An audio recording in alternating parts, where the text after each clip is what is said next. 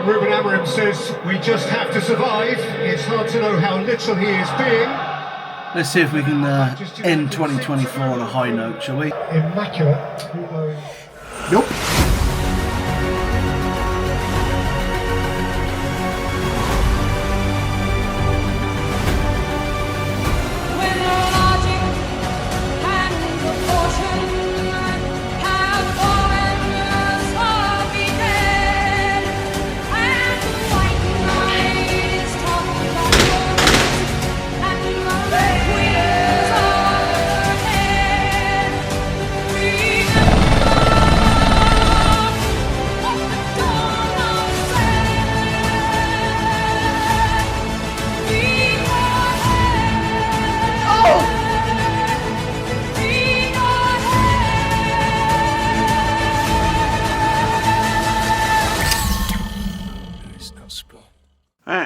So I was going to film this outside today with a cigar, but it is just too damn cold.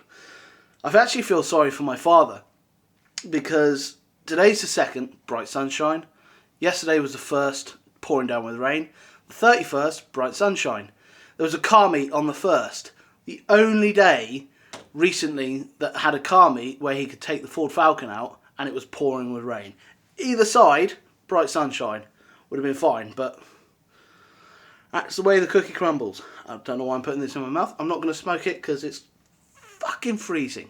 So I just want to do a sort of quick review, I guess, of the year. I watched back all my vlogs here and there, bits and pieces from the last year.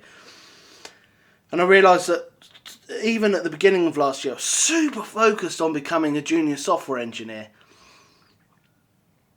And that's pretty much what my entire year was focused on. Even sort of trying to get a job where I was working, it not working out. Updating my CV, speaking to recruiters, getting the new job. And now being in the new job. Even being in the new job was like, I'm still learning. I'm still, can I do this? And I definitely finished off the year in a very good position of, yes, I can do this. We gave a demo of what we've been working on to the big boss, and he saw the part that I was working on, and it was like finally on screen, because I work on the back end. What's on screen's to do with the front end.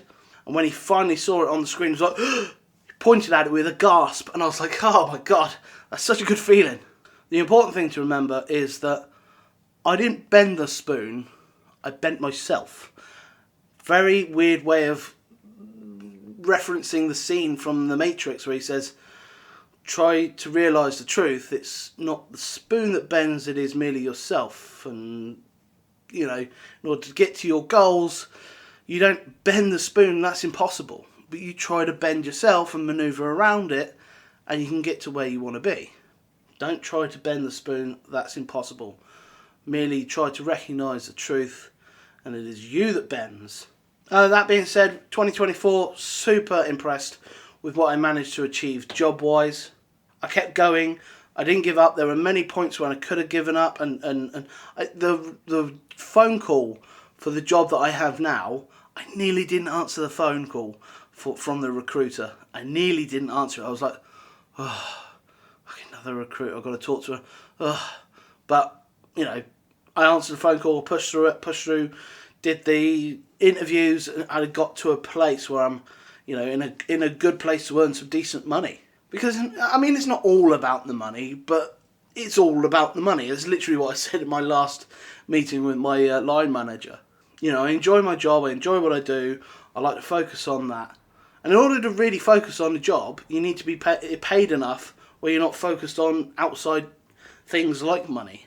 If you're in a position where you're financially comfortable, you can focus on work. You don't have to focus on, oh God, what groceries can I afford this month? Or can I fill up the car? Or, people on lower wages have those stresses, and therefore they don't focus on work. But that is now on cruise control, as long as I, work at work and, make sure that my goals for next year are aligned with me getting a promotion. There's no reason why I can't.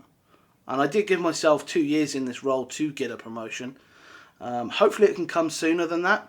If not, I'll go shopping for another job. Hopping to another company shouldn't be that difficult. It's just annoying because I really like the job and the company that I'm with now. So with my job on cruise control, main focus this year is getting myself healthy again. I didn't go out New Year's Eve because I sustained an injury to my leg. It's grim. It's not nice at all.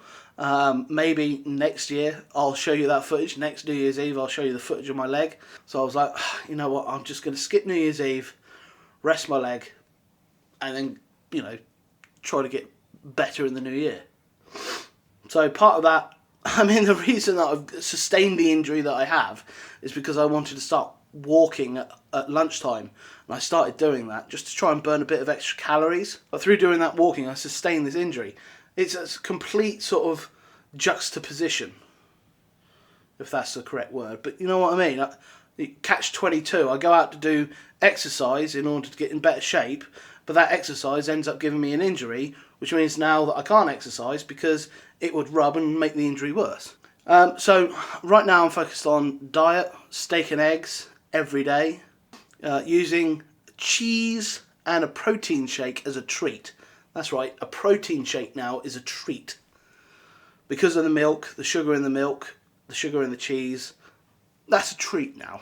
I mean, it's better than what I was having, which was, you know, a bag of sweets and like an energy drink or something like that. That fucked me up. And I think back to when I first originally put on a load of weight, when I was working at Morrison's Bakery. And it's when I started drinking energy drinks. I remember the first time I had an energy drink, walking home, I was like, full of energy, because I had never experienced that before. And it's like an addict when he has his first hit. And you chase that high again. You never reach it, but you chase that high again. And it was exactly the same with sugar and energy drinks for me. So I've got to reset all my dopamine receptors and basically just avoid sugar.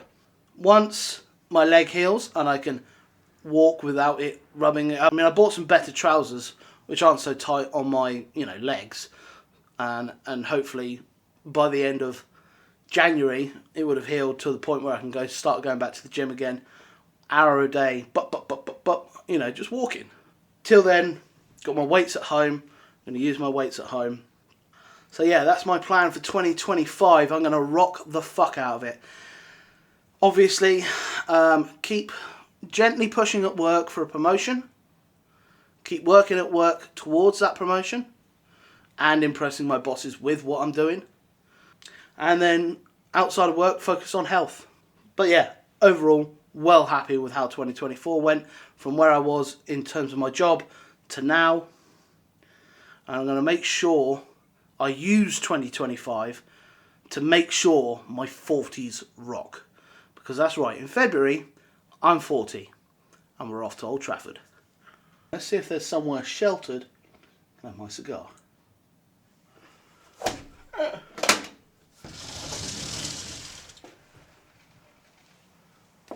It's actually not that bad up there now.